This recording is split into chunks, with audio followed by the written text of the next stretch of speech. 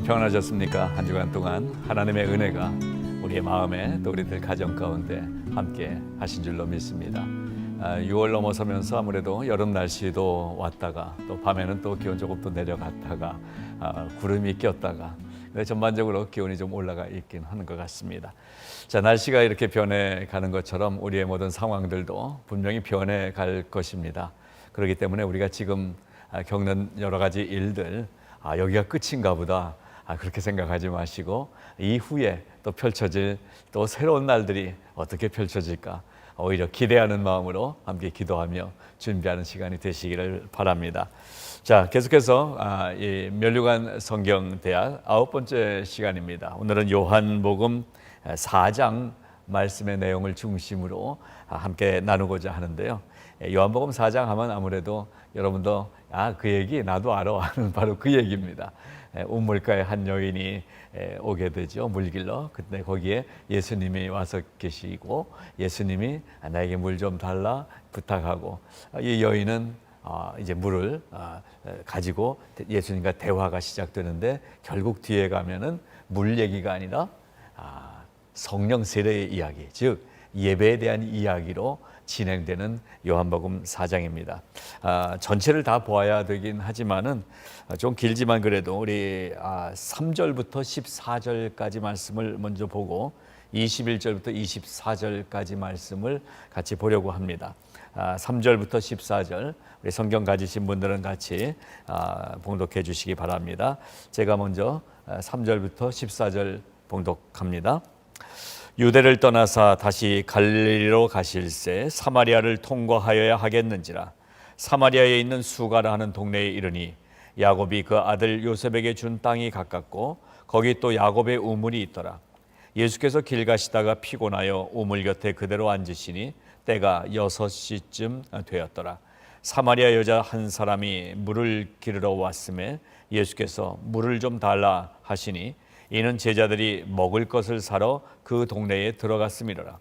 사마리아 여자가 이르되 당신은 유대인으로서 어찌하여 사마리아 여자인 나에게 물을 달라 하나이까 하니 이는 유대인이 사마리아인과 상종하지 아니함이로라.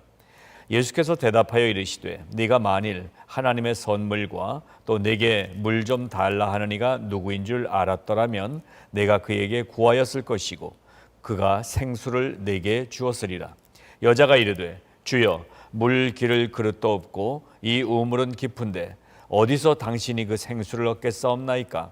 우리 조상 야곱이 이 우물을 우리에게 주셨고 또 여기서 자기와 자기 아들들과 짐승이 다 마셨는데 당신이 야곱보다 더 크니이까? 예수께서 대답하여 이르시되 이 물을 마시는 자마다 다시 목마르려니와 내가 주는 물을 마시는 자는 영원히 목마르지 아니하리니 내가 주는 물은 그 속에서 영생하도록 솟아나는 샘물이 되리라. 14절까지 말씀을 먼저 봤고요. 한 군데 더 21절 조금 내려가서 21절부터 24절까지 말씀을 같이 또 봅니다. 예수께서 이르시되 여자여 내 말을 믿으라. 이 산에서도 말고 예루살렘에서도 말고 너희가 아버지께 예배할 때가 이르리라. 너희는 알지 못하는 것을 예배하고 우리는 아는 것을 예배하노니 이는 구원이 유대인에게서 남이라. 아버지께 참되게 예배하는 자들은 영과 진리로 예배할 때가 오나니 곧 이때라. 아버지께서는 자기에게 이렇게 예배하는 자들을 찾으시느니라. 하나님은 영이시니 예배하는 자가 영과 진리로 예배할지니라. 아멘. 특별히 마지막에 읽은 24절 말씀 여러분도 다 외우시죠?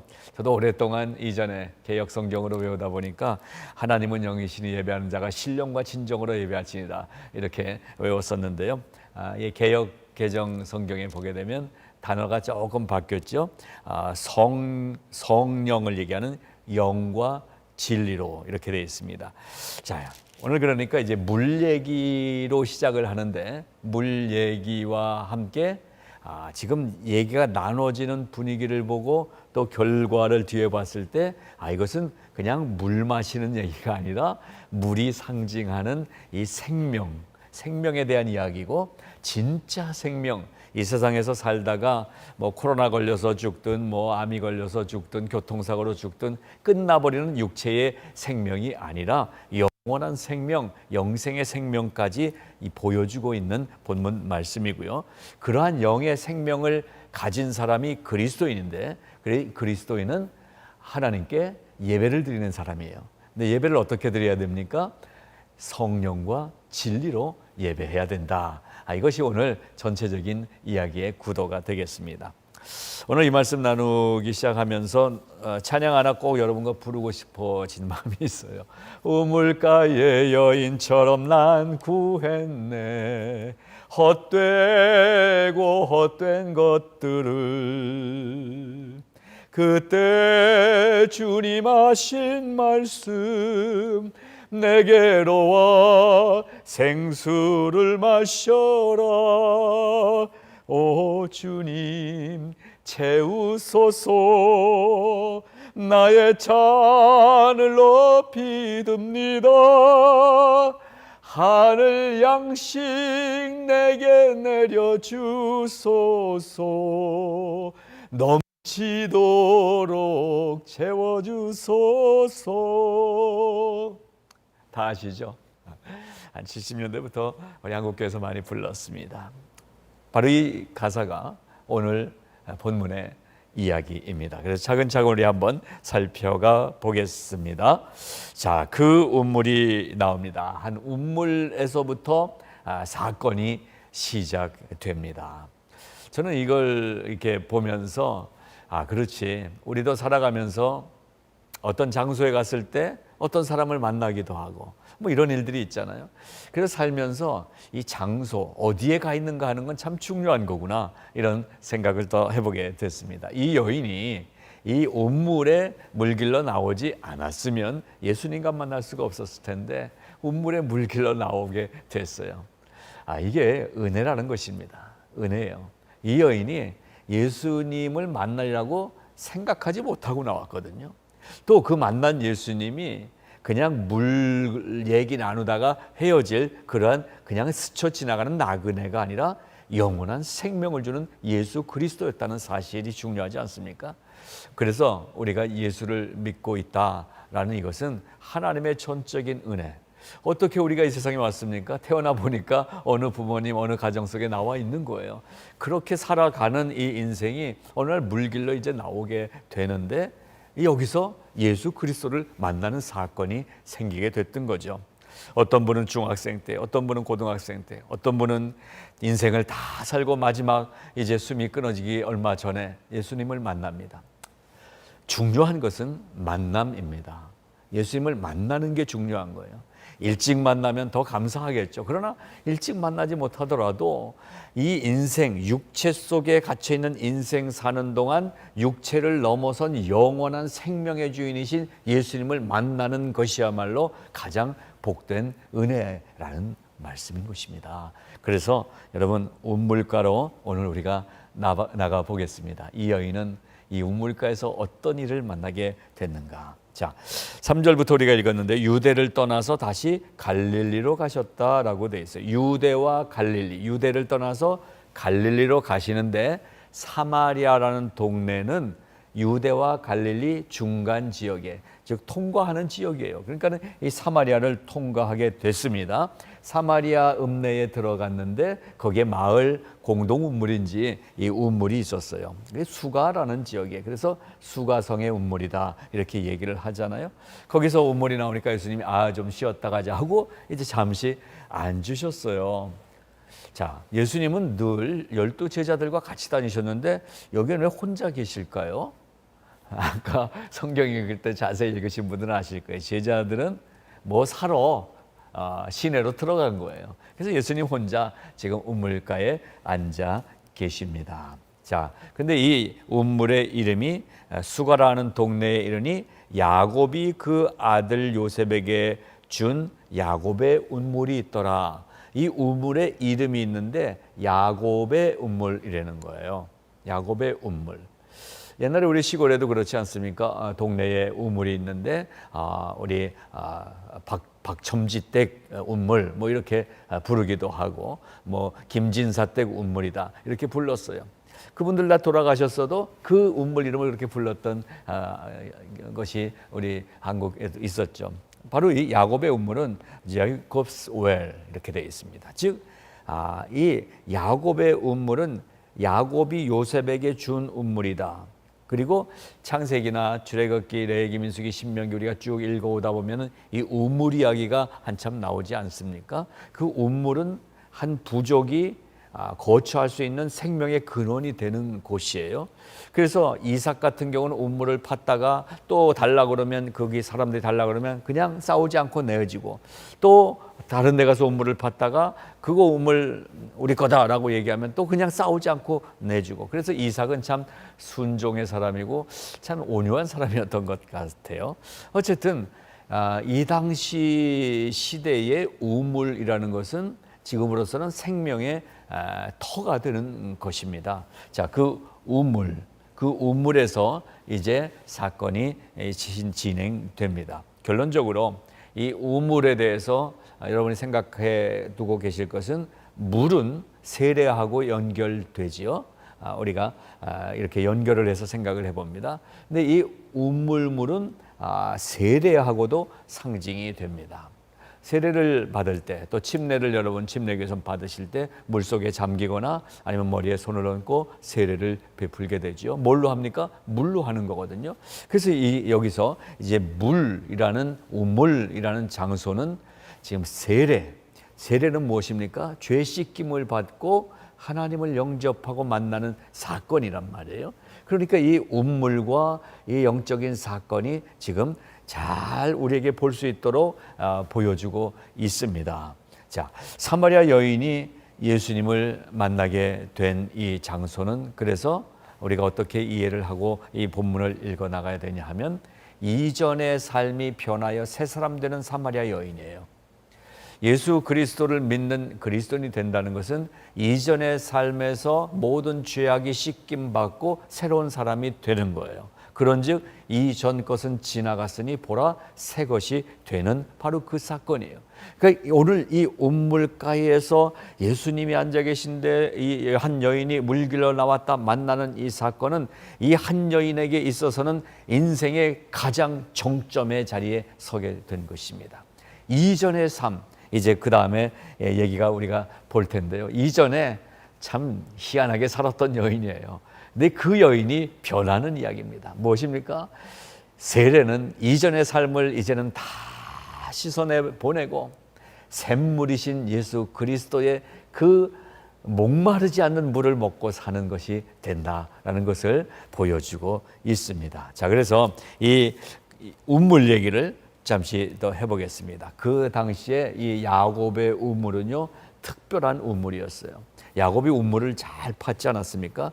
우물이 지하로 흐르는 이 지하수 물을 통해서 흘러나오게 돼 있다고 성경학자들이 찾아놨더라고요. 이 사막 지역에서 이렇게 지하로 흐르는 물이 분출될 수 있게 우물을 만드는 것은 쉬운 일이 아니었습니다.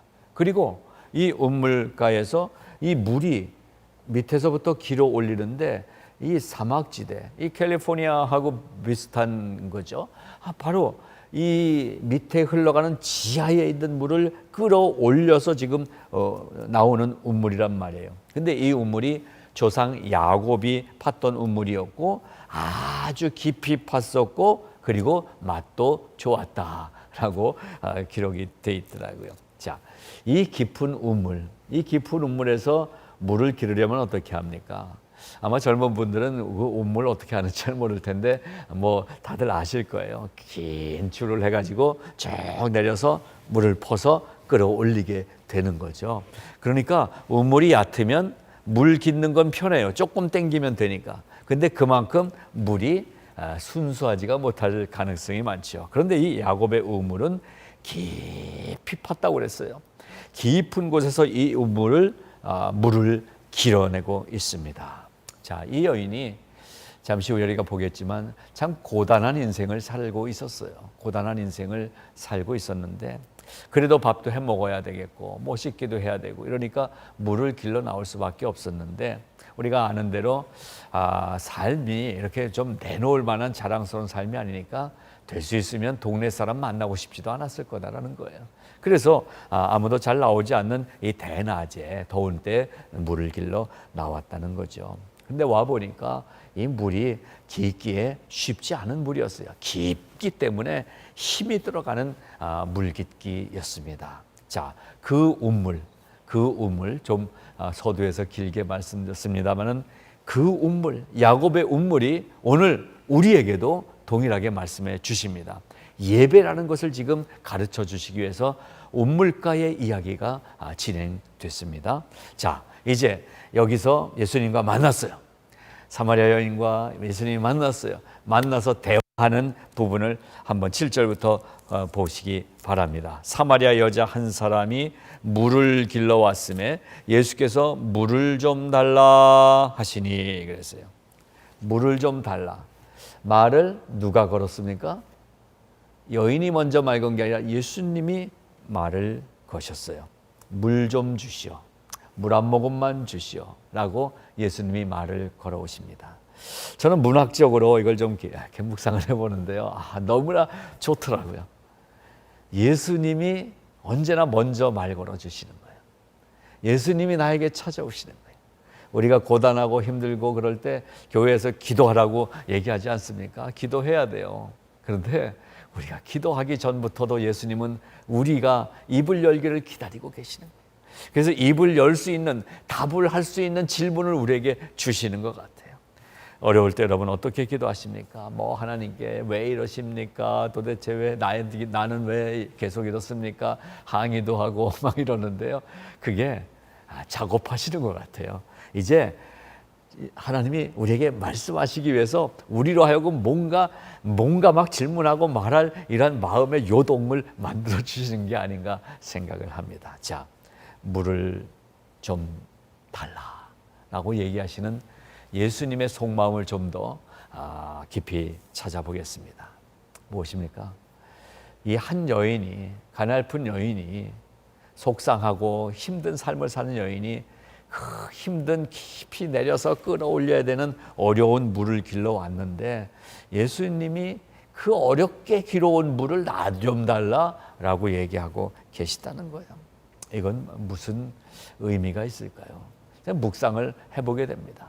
그냥 우리처럼 수도 틀어서 주는 물, 정수기 그냥 받아서 주는 물이면 물 한 잔만 주세요. 쉬울 수 있는데 이 시대적 배경이 그 옛날에 그 시대에 물 한 번 요만큼 길어 올리는 게 힘을 들여야 길어 올리는데 거기서 나에게 물 좀 달라라고 요청하시는 예수님의 음성 속에서 여러분은 어떤 생각이 드십니까? 우리가 고단한 인생 살고 있는데 주님은 우리의 이 힘든 인생을 마치 모르시는 것처럼 우리에게 시간을 요구하십니다. 우리의 마음을 요구하십니다. 여러분 이게 뭘까요?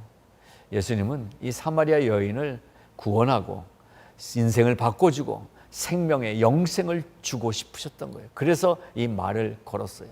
힘들게 길어온 물이지만 그 물을 나에게 좀 달라. 관계를 풀어가시는 예수님. 여러분 우리의 삶 속에도 예수님은 그렇게 찾아오시더라고요. 사마리아인의 젖줄인 야곱의 우물이라는 이 전통의 거기 안주해서 그냥 힘들게 물 퍼서 갔다가 마시고 씻고 그 다음날 또 와서 퍼서 마시고 하는 이 일상이라는 루틴한 우리의 인생 속에 예수님이 오시면 질문을 하십니다. 물 좀 달라. 여러분은 예수님께 어떤 요청을 받으셨습니까? 물 좀 달라 라고 하시는 예수님의 음성을 들으셨습니까? 예수님은 우리의 상황을, 이 힘든 상황을 모르시는 것처럼 우리에게 오히려 요구하실 때가 있습니다. 그때 우리는 분노하죠. 아니 하나님, 나 먹고 살 것도 없는데, 나 이렇게 아픈데 나한테 왜 그런 걸 달라고 그러십니까?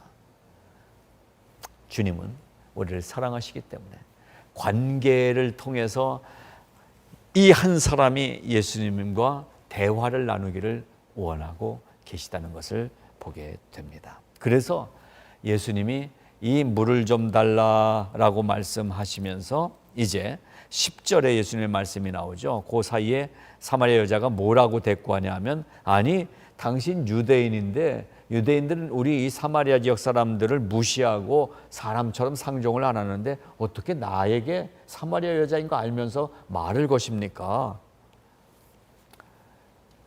이 얘기를 들은 예수님이 10절에 말씀하시는 거예요. 네가 만일 하나님의 선물과 또 네게 물 좀 달라 하는 이가 누구인 줄 알았더라면 내가 그에게 구하였을 것이요 그가 생수를 내게 주었을 것이니라 라고 말씀하십니다. 예수님이 대화의 방향을 바꾸기 시작하십니다. 물 좀 달라 하더니, 아니 어떻게 우리 사마리아인같이 사람으로도 보지 않는 나에게 물을 달라고 하십니까? 이러면 그 다음 반응은 어떻게 돼? 그 물 한 잔 주는데 뭐 그렇게 말이 많소? 주기 싫으면 관두시오. 뭐 이렇게 한다든지. 죄송합니다. 그래도 물 한 컵만 주십시오. 뭐 이런 대화가 가든지, 이게 대화의 패턴 아닙니까? 근데 예수님은 대화를 이제 바꿔요. 어떻게 바꾸십니까? 네가 만일 하나님의 선물이 무언지, 또 내가 지금 너에게 물을 달라고 하는 내가 누군지 알았다면 이렇게 나에게 대답하지 않았을 것이다. 그렇습니다. 대화의 속뜻을 알 수 없었던 이 여인의 푸념, 또 고정관념 속에 있었던 이 여인에게 말씀하신 주님.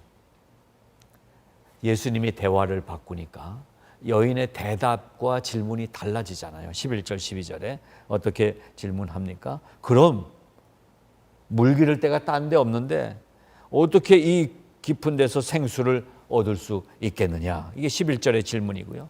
12절은 이 우물이 깊지만 우리의 조상 야곱의 우물이고 그 조상들이 대대로 마셔온 우물인데, 아니 당신은 도대체 누구시길래 야곱보다 정말 크신 분이라는 말씀입니까? 라고 질문을 하는 거죠.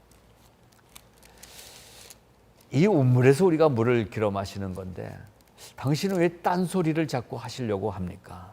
그러니까 13절에 예수께서 대답하여 이르시되, 이제 뭐라고 말씀하십니까? 대답하십니다. 내가 주는 물은 영생의 샘물이다.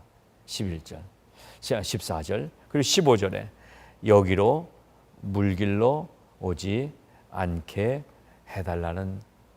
해주는 이 예수님의 모습이 나오게 되죠. 14절, 15절이 대화를 반전시킨 부분이 됩니다. 여자가 대답합니다.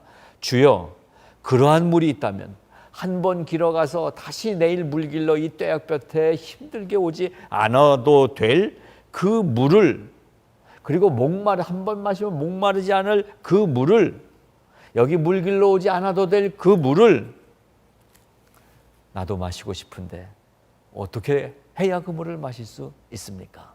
질문이 바뀌게 됩니다. 자, 예수님은 여기서 대화를 더 진전시킵니다.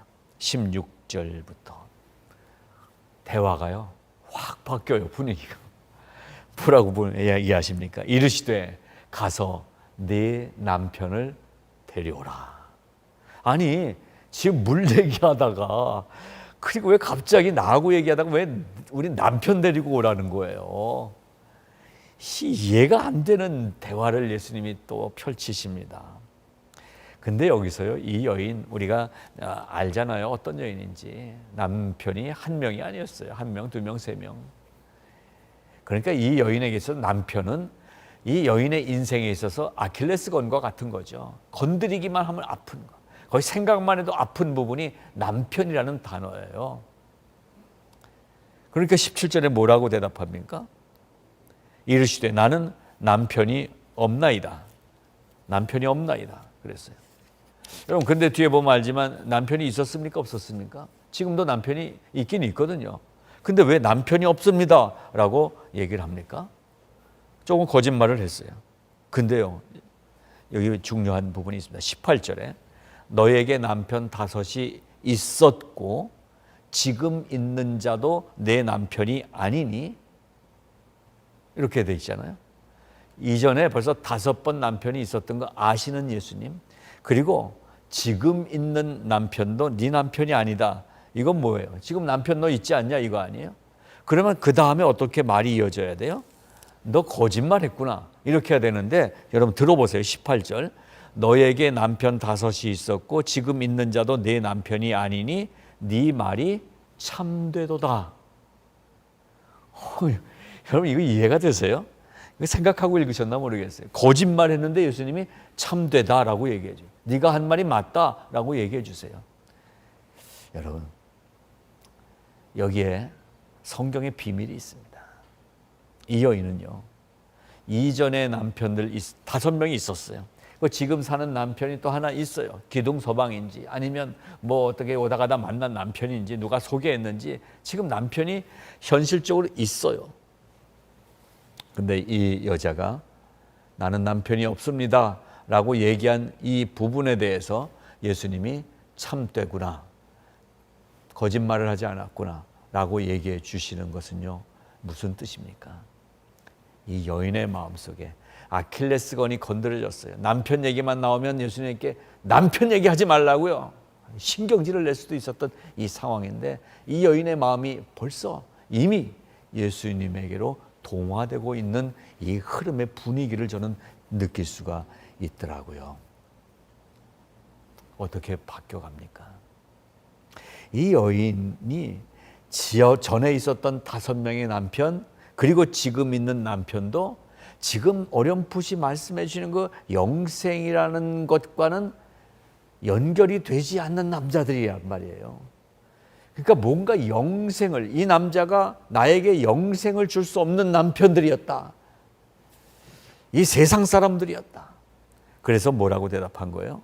내가 남편이 없습니다 라고 얘기했던 것입니다. 그래서 이 마음의 지금 남편이 하나 있는데 이렇게 사족을 붙이지 않았어요. 지금 살고 있는 이 남편으로도 당신이 얘기하는 영생의 문제를 해결할 수는 없습니다. 이 사마리아 여인이 불안한 자기의 정체성에도 불구하고 예수님과 속마음의 대화, 진심의 대화를 풀어가기 시작하게 되는 것입니다. 자, 여기까지가 진행된 이야기예요. 그래서 여기에 18절에 이 대답, 예수님의 말씀, 그리고 19절에 그러니까 여자가 이르되 주여 내가 보니까 정말 당신은 선지자인 것 같습니다 라고 얘기하잖아요. 그런데 이 여자 보세요. 마음에 변화가 일어났다는 것을 제가 말씀했는데, 어떻게 그러면 뭐 변화가 일어난 거야? 아니면 좀 이 여자도 이상해진 거야? 이렇게 생각할 수 있는데, 왜 변화가 일어났다고 제가 말씀드렸냐면 바로 20절의 질문 때문에 그래요. 이 여자가 예수님에게 이렇게 얘기합니다. 우리 조상들은 이 산에서 예배했는데 당신들의 말은 예배할 곳이 예루살렘에 있다고 유대인들은 말합니다. 아니, 지금 물 얘기하고 남편 얘기하다가 갑자기 이 여인의 마음이 이렇게 변화가 될 수가 있었어요. 예배 얘기를 하잖아요. 예배 얘기. 놀라운 일입니다. 예배 이야기. 생애 처음으로 아킬레스건인 남편의 이야기 앞에서 화내지 않고 신경질 내지 않고 마음이 바뀌어 있는 모습을 보게 되는 것입니다. 그러면서 진짜 고백을 했죠. 나 남편 없습니다. 그 누구도 영생을 나에게 줄 수 있는 사람은 이 세상에 없습니다. 이 고백을 한 것으로 예수님이 인정을 하셨고 네 말이 맞다, 네 말이 참되다 라고 말씀하신 것입니다. 이렇게 보니까 이 여인이 어딘가에서 들은 이 예배에 대한 그 마음들이 있었던 거예요. 이 사마리아인들도 여기 가서 올라가서 예배를 드렸잖아요. 우리 조상들은 이 그리심 산에서 예배를 드리는데 당신들은 성전에서 예배 드린다. 이 상식적으로 알고 있었어요. 그 상식으로 알고 있는 예배에 대한 것을 예수님에게 직접 질문하기 시작합니다. 저는 요즘 이 코로나 19 이 기간이 바로 이 여인의 20절의 질문을 해야 될 때라고 생각이 돼요. 전에는 교회 가서 예배 드렸는데, 전에는 주일날 가서 예배를 드렸는데, 이 모든 우리가 지금까지 지켜온 예배가 뭔가 막 오그러져 있는 것 같잖아요. 그래서 집에서 혼자 이렇게 TV를 보면서 예배를 드리고 전화기를 보면서 예배를 드리는데, 첫째 주, 둘째 주까지는 그래도 교회 가야 되지 않는가 이런 마음이 있다가 이게 벌써 몇 주 지나고 이렇게 되다 보니까 이거 편안하거든요. 자, 편안해진 여러분에게 오늘 이 질문이 던져졌습니다. 예배에 대해서 질문하십시오. 여러분이 지금까지 알고 있었던 예배, 내가 드려왔던 예배에 대해서 여러분의 마음속에 질문해 보십시오. 나는 정말 진정한 예배자였는가? 주일날마다 교회는 갔지만 정말 내가 주일 우리 정한 이 11시라는 정해놓은 예배 시간이 다가오면 마치 애인을 만나는 것보다 더 크게 심장이 뛴 적이 있는가? 하나님을 만난다는 이 벅찬 감격에 주일 아침 11시에 달려가고 싶었던 마음이 있었는가? 저는 이 기간이 그것이 질문되는 기간을 주신 것이라고 믿습니다. 그리고 그 마음이 정말로 그렇게 회복되고 진정한 예배가 우리 안에서 이루어져야 함께 모이는 예배가 시작돼야 되지 않을까 하는 생각도 같습니다. 행정지침에 따라서 그동안 권사님 보고 싶었는데 못 봐서, 그동안 우리 함께 모여서 찬양도 하고 싶은데 못해서, 그러니까 이제 다시 모이자. 그렇게 모여갖고선도 여전히 시체처럼 누워있는 예배 드릴 거라면 굳이 그렇게 모일 이유가 뭐가 있겠느냐 말이에요. 제가 좀 강하게 말씀드려서 죄송합니다만은 한 분 한 분이 예배가 회복되지 않으면 다시 모이는 예배에 갈 이유가 없지 않겠느냐라는 것입니다. 내 안에 예배가 회복되기를 바랍니다. 이 여인이 변화되는 것처럼 예수님과 대화하는 가운데 예배가 생각나고 진정한 예배가 무엇인지 궁금해지고, 그래서 물어보는 거예요. 예배를 그러면 드리고 싶은데 우리 사마리아인들은 여기 그리심산에 가서 드리는데 우리가 유대인들 복장을 하고 이렇게 변장을 좀 하고서라도 꼭 예루살렘 성전에 가서 예배를 드려야 진짜 예배가 되는 건가요? 라고 예수님에게 질문한 거예요. 어디 가서 예배를 드려야 될까요? 교회를 꼭 가서 예배 드려야 될까요? 집에서 예배 드려야 될까요? 어디 가서 예배 드려야 될까요? 예수님이 뭐라고 대답하십니까? 예수님이 여기 대답 보십시오. 여자여, 내 말을 믿으라. 예수님은요, 우리에게 믿음을 먼저 요구하세요. 이거 설명해줘도 안 믿어요. 여러분, 설명하고 또 해석되고 읽는다고 예수가 믿어집니까? 정말 그래서 예수 믿는 건 은혜인 거예요. 지금 예수님이 내 말을 믿어라 라고 말씀하시면서 이렇게 대답하세요. 이 산에서도 말고 예루살렘에서도 말고 너희가 아버지께 예배할 때가 오나니, 때가 오나니 너희는 알지 못하는 것을 예배하고 우리는 아는 것을 예배하니 이는 구원이 유대인에게서 남이니라. 여기입니까 저기입니까 장소를 물어보는 이 여인에게 Here and now, 내가 있는 이곳에서 지금 예배를 살아야 되는 것이다 라고 말씀해 주고 있습니다.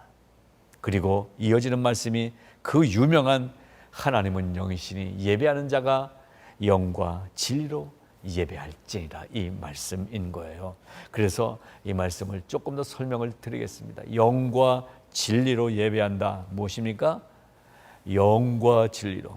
전에는 신령과 진정으로 그랬어요. 그러니까 신령하다. 그러니까는 어떤 신령한 마음으로, 거룩한 마음으로, 이렇게 저도 생각을 했었거든요. 또 진정으로 예배 드려야 된다고 할 때에 어렸을 때 중학교 때인가 고등부 때인가 그렇게 설명을 들었던 기억이 나요.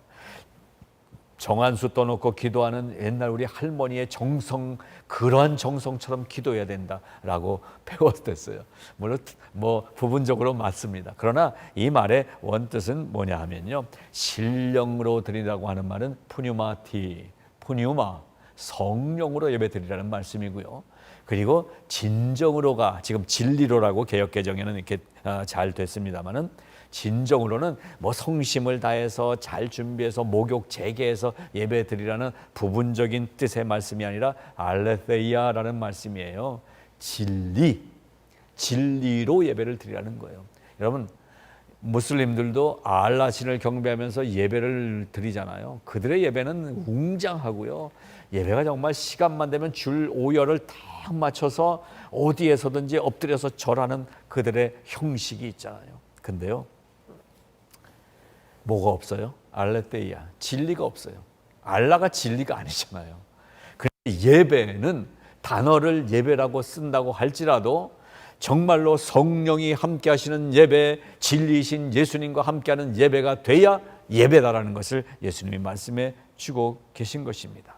여인은 이제 수가성 우물가에서 오늘 here and now 지금 여기에서 예배를 드리기 시작한 것을 보게 되는 것입니다. 예배는 무엇입니까? 예배는 worship, words 플러스 ship, 가장 가치 있는 삶의 모습이 worship이거든요. 이 여인은 지금 대화 가운데 예수님의 설명을 듣고 믿음을 갖게 되고 그리고 예배에 대해서 알게 됐어요. 그게 믿어졌어요. 그래서 이제 뒤에 보게 되면 물동이를 여기다 버려두고, 물동이는 here, 나는 go. 버려두고 동네로 들어가서 사람들에게 이르되 여기 그리스도가 계시지 않느냐라고 외칩니다. 예배자만이 선포할 수 있는 선포를 하고 있어요. 여러분, 예배 드리고도 우리 안에 이 전도의 마음, 예수님을 전하고 싶은 마음, 내가 만난 예수님을 증거하고 싶은 마음이 없다면 나의 예배를 점검해 봐야 되는 것입니다. 예배를 드리면 그냥 내 마음이 평안해지는 거라면 절에 가서 불공 드리는 거나 무슬림처럼 엎드리거나 그거나 별다를 게 없잖아요. 내 마음의 평안이 목적이라면. 근데 예배는 내 마음의 평안이 목적이 아니라 예수 그리스도의 놀라운 그 위엄과 영광과 그리고 예수 그리스도의 빛나는 그 전부를, 하나님의 전부를 내가 선포하면서 그곳에 나도 가게 되는 영생이 여기에 있다는 것을 세상에 선포하고 싶은 마음이 막 일어나는 것, 그 마음이 되는 게 예배라는 말씀인 것입니다. 그래서 기독교는 종교가 아니다라는 말을 깊이 있게 생각하시기 바랍니다. 기독교도 하나의 종교라면 여러분 교회도 오셔도 되고 어떤 날 산에 가까이 가면 절에 가서 11시에 혼자 예불 드려도 되고 그런 거 아니겠어요? 근데 기독교는 종교가 아니라 성령과 진리, 성부 하나님, 성자 하나님, 성령 하나님, 삼위일체, 세상에 학문적으로 과학적으로 설명하거나 그리고 해석할 수 없는 이 삼위일체의 이 하나님의 형상이 우리에게 덧입혀짐으로써 하나님 닮은 사람으로, 하나님을 경배하는 사람으로 살게 됐다는 이 놀라운 구원의 진리, 영생의 진리가 우리 교회 안에 있다는 사실. 여러분, 여인처럼 예수님이 그리스도가 아니냐, 메시아가 아니냐라고 하는 이 마음의 고백이 선포되시기를 바랍니다. 여러분, 가정에서 이것을 선포하십시오. 한국의 김동호 목사님이 작년에 폐암 진단을 받고 그리고 치료를 시작하면서부터 날기새라는 유튜브 방송을 시작하셨죠. 한 15분, 20분 정도인데 날마다 기막힌 새벽, 제목이 너무 멋있어요. 그게 300회가 넘었다고 한국의 CBS의 시사 프로그램에서 김동호 목사님을 초청해서 대화하는 얘기를 저도 또 보게 됐습니다. 거기서 그런 얘기를 하시더라고요. 바로 오늘 우리가 나눈 이야기, 예배. 자, 이 암으로 치료받고 고통 중에 있는 목사님이 이 새벽에 일어나서 예배, 그리고 암 얘기보다 하나님 얘기를 먼저 하고 싶었다는 거예요. 사랑의 이야기를 먼저 하고 싶었다는 거예요. 그래서 날마다 기막힌 새벽을 열었다라는 제목에 대한 설명을 하시더라고요. 여러분, 갈증으로 허덕이던 많은 사람들이 예수를 만나게 되면 기막힌 날들이 시작되는 것입니다. 예배자의 삶은 바뀌게 돼 있습니다. 예배자의 삶은 바뀌게 됐어요. 갈증으로 허덕이던 여인이 예배를 알게 되자 마을로 뛰어나가서 물동이는 여기 버려두고 마을로 뛰어나가서 여기 그리스도가 계시지 않느냐. 그렇기 때문에 예배는 영적 체험입니다. 예배는 내 몸이 교회에 가느냐 안 가느냐 차원을 넘어서는 영적 체험인 것입니다. 이 여인은 예수님과 대화 속에서 이 영적 체험을 한 거예요. 아, 지금 나와 대화해주고 계시는 이분이 메시아다. 이분이 그리스도이시다. 이분이 생명의 생수이시다. 여러분은 어떠십니까? 이 영적인 체험을 하게 되면 그래서 세상을 향해서 담대하게 외칠 수 있는 거예요. Come and see. 와서 보시오. 와보라. 와보라. 내가 배운 게 얼마 없어서 그분을 설명을 못하겠어. 그냥 와봐. 와봐. 와보라. 여인의 초청에 응한 사마리아 사람들도 아마 예배자가 되지 않았을까요? 여러분, 우리는 그래서 예배자가 된 후에 반드시 전도자가 되는 것입니다. 우리가 친히 듣고 예수 그리스도만이 참으로 구주요, 이 세상을 구원하실 구세주이신 것을 알게 된다는 것입니다. 그래서 마지막 42절에 가보게 되면요, 그 여자에게 말하되, 이 사마리아 사람들이 얘기하는 거예요. 이제 우리가 믿는 것은 네 말로 인함이 아니니 이는 우리가 친히 듣고 그가 참으로 세상의 구주신 줄 알미라 하였더라. 놀랍지 않습니까? 누가 전도했어요? 사마리아 여자가 나가서 외치면서 전도했어요. 근데 이 믿게 된 사마리아 사람들이 뭐라고 얘기해요? 네 말 때문에 내가 믿는 게 아니라 우리가 친히 듣고 성령이 직접 각 사람에게 말씀하신 거예요. 그러니까 전도는요, 핑계 댈 수 없어요. 내가 말을 잘 못하니까 아유 창피해서. 아니에요. 우리는 가서 그냥 와보라라고 밖에 안 했잖아요, 이 여인이. 근데 누가 말씀해 주셨어요? 사람들의 마음속에 성령이 말씀해 주셨다는 거예요. 우리가 친히 듣고 그가 참으로 세상의 구주이신 줄 알게 됐다. 여러분, 그렇습니다. 오늘 말씀 핵심적인 말씀이 24절이었죠. 하나님은 영이시니 예배하는 자가 영과 진리로 예배할지니라. 우리의 삶이 변화되고 우리의 예배가 변화되고 내 심령이 변화돼서 진정한 예배를 드리게 되면은 우리의 예배가 어떤 예배가 되는 것입니까? 영과 진리의 예배가 되는 거예요. 그래서 영과 진리의 예배를 드리게 되면 어떤 일들이 일어납니까? 생명력이 생기고요. 그리고 전염력이 생기고요. 폭발력이 생깁니다. 은혜 받아보신 분들은 아실 거예요. 진정한 예배자가 되면 생명력이 생겨요. 생명이 살아나는 거예요. 그래서 어려운 병에 걸렸어도 생명이 살아있는 거예요. 막 뭐 처박히는 것 같은 인생의 고난 가운데서도 예배가 살면, 진정한 예배를 드리면 나의 생명력이 움직이는 거예요. 그리고 뭐가 생깁니까? 전염력이 생겨요. 그냥 세상에 얻어맞아서 주눅든 얼굴로, 찌푸린 얼굴로 다니는 게 아니라 세상아 나를 쳐봐라. 나는 말씀 붙들고 나간다. 나가는 거예요. 그러니까는 사람들이 도대체 저 뭐야? 저 상태면 엎드러져야 되는데, 저 상태면 나한테 와서 돈 좀 빌려달라 그래야 되는데 당당한 거예요.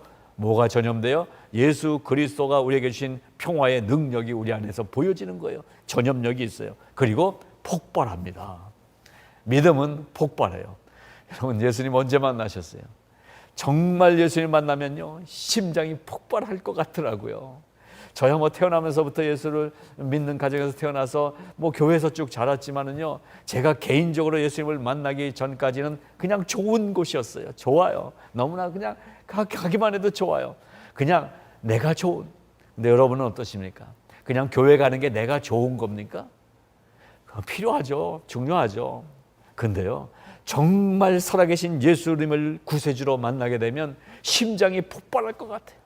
나 같은 죄인이 용서함 받아서 주 앞에 옳다함 얻음은, 야, 나 같은 죄인, 죄가 다 기억나고요. 그리고 깨끗하게 씻겨주시는 십자가 보혈이 믿어지고요. 그래서 내 안에서 폭발이 일어나는 거예요. 인생, 내 이 조그만 인생 속에 예수 그리스도의 생명이 담겨 있다. 우리는 핵을 갖고 있는 거예요. 아주 중요한 핵이에요. 뭐 커다란 무게 큰 로켓만 날아가고는 터뜨릴 수가 없어요. 핵이 같이 가야 되는 거죠. 그리스도인은 핵입니다. 핵. 우리가 가는 곳에 폭발이 일어나야 되는 것입니다. 인생이 깨지고 그리고 상한 마음들이 다 무너져 있을 때에 거기에 이 핵이 들어갈 때에 사랑의 폭발이 일어나고 그리고 의지의 폭발이 일어나서 살 수 있는 힘이 생기게 되는 것이라는 말씀인 것입니다. 여러분, 예수님은 언제 만나야 됩니까? 예수님은 지금 이 시간에 만나는 거예요. 여러분, 지금 이 CTS 텔레비전을 또 보시면서, 또 우리 성도님들은 이 방송을 오늘 수요일 아침에 성경대학으로 들으시면서 지금 이 시간이 예배를 만나는 시간이에요. 지금까지의 예배를 버리십시오, 잘못됐다면. 그리고 신령과 진정이라고 표현됐던 성령과 진리로 드리는 진정한 예배를 회복하시고, 생명력과 그리고 전염력과 폭발력을 가진 능력 있는 성도로 새롭게 우리의 길을 힘차게 함께 걸어가시기를 축복드립니다. 기도하겠습니다. 하나님 아버지, 은혜를 감사합니다. 사마리아 여인이 우물가에서 예수님을 만난 이 사건, 단순히 물길로 온 사건이 아니라, 단순히 물가에 앉아서 몇 마디 대화 나누는 사건이 아니라, 이 대화가 진행돼서 영생의 이야기가 되고, 이 영생의 이야기를 가르쳐 주시면서 예배를 가르쳐 주신 주님의 음성을 듣습니다. 하나님 아버지, 이 코로나 기간 동안에 우리의 예배가 회복되게 하여 주시옵소서. 개인의 예배가 살아나게 하여 주시옵소서. 이전에처럼 교회 가서 옆 사람에게 묻어가는 예배가 아니라 나의 예배가 살아나는 축복의 기간으로 변화시켜 주시옵소서. 예배자가 될 때 하나님께서 우리 심령에 주시는 이 놀라운 생명력과 전염력과 폭발력이 우리 안에서 가득하게 하여 주시옵소서. 우리가 가는 곳에 예수 그리스도의 생명의 역사가 폭발적으로 일어나게 하여 주시옵소서. 예수 그리스도의 이름으로 기도드리옵나이다. 아멘. 네, 멸류관 성경대학 오늘도 함께 해주신 여러분 감사합니다. 우리 성화교회 성도 여러분, 이 말씀 붙잡고 가야 되는 거 다시 한번 확인을 드립니다. 그리고 매주 이렇게 숙제를 조금씩 내드리는데 너무나 성실하게 숙제 답해 주신 여러분들께 또한 감사를 드립니다. 하나님께서는 우리가 말씀과 가까이 있을 때 가장 기뻐하십니다. 이 한 주간도 기쁨의 하루, 하나님께 기쁨을 드리는 하루하루가 되시기를 축복합니다. 감사합니다.